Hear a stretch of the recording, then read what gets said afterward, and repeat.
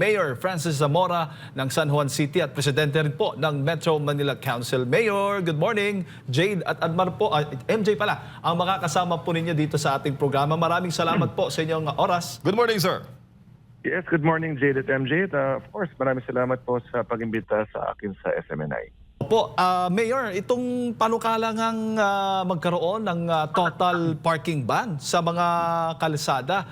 Muli po, ano po yung magiging possibility po nito? Kailan? Ano bang target nito, Mayor? At ano pong pinakadahilan kung bakit may ganito pong panukala ang iminumungkahi para po dito sa Metro Manila? Yes, una sa lahat para po sa kalaman ng mga nanonood at nakikinig.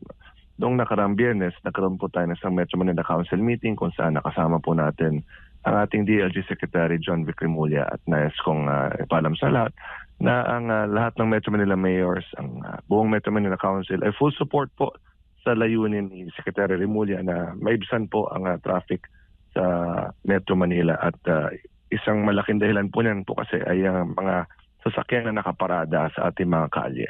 But again, we have to consider yung iba't ibang sitwasyon po ng mga lungsod sa Metro Manila.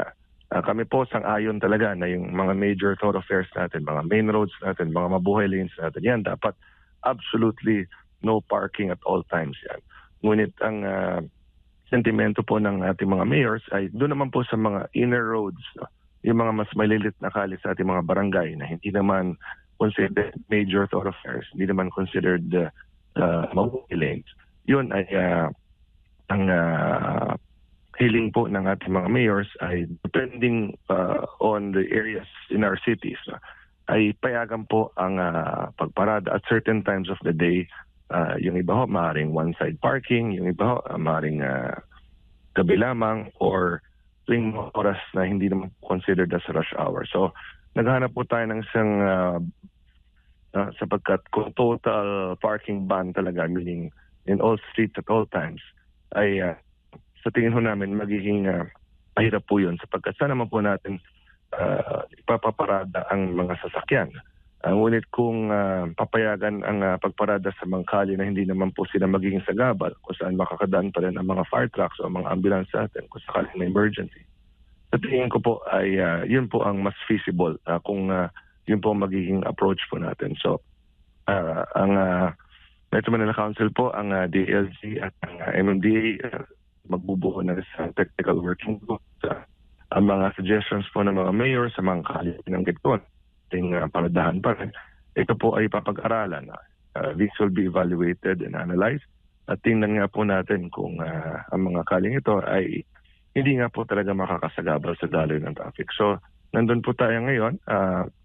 We will be meeting again very soon and then we have been given until September to finalize a plan how to proceed or move forward with regard to street parking in Metro Manila. Opo, Mayor, malinaw po yun na pinag-aaralan at tutukuyin pa ninyo kung ano ba talaga yung mga partikular na mga kalsada na kung saan ipatutupad nga po itong panukalang total parking ban. At sabi po ninyo, yung mga nasa looban, di ba? Kasi madalas nandun po, Mayor yung makikita mo yung nakapark talaga, yung mga sasakyan. So, yan po ay baga hinihiling po ninyo sa DILG na sana ay mapayagan.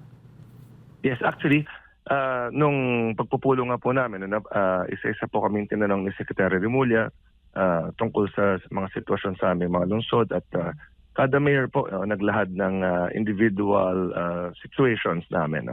Remember, we're not all the same in terms of demographics. Merong ibang mga lungsod mas commercialized, merong iba, maraming mga business district, yung iba naman po mas industrial in nature, yung iba naman po mas residential in nature. So iba-iba ho talaga, no? So base sa pagkakaiba namin bilang mga LGUs, kinakailangan talaga somehow customize yung magiging approach natin. Depende po sa pangangailangan, depende po sa sitwasyon ng individual LGUs in Metro Manila. So maganda naman po kay Secretary Remulla ay hiningan niya po kami ng aming mga opinion at pinakinggan naman po kami at ang sabi niya, isubmit nga po ito sa technical working group for evaluation at sa aming susunod na pagpupulong ay aaralin natin alin sa mga kaling isasuggest namin ang totoong hindi nga talaga makakasagabal sa pagdaloy ng trapiko.